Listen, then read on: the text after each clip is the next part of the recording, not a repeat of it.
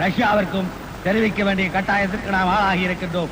ஆகவே பெரியோர்களே, எனது அருமை தம்பி நாகராஜ சோழனை பெருவாரியான வாக்கு வித்தியாசத்திலே வெற்றி பெறச் செய்ய வேண்டுமாய் உங்களை தாழ்மையுடன் கேட்டுக் கொள்கின்றேன்.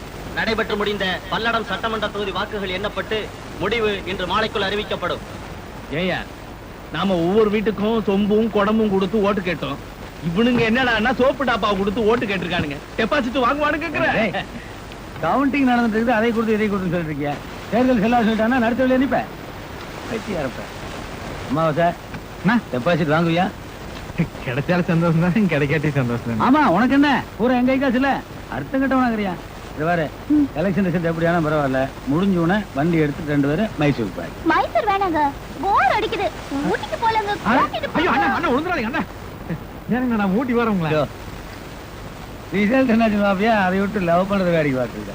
ஒரு பெஞ்சு போட்டு உட்காரு, கேட்டு கேட்டு என்னை தப்பா நினைப்பாங்களா? ஐயோ அண்ணா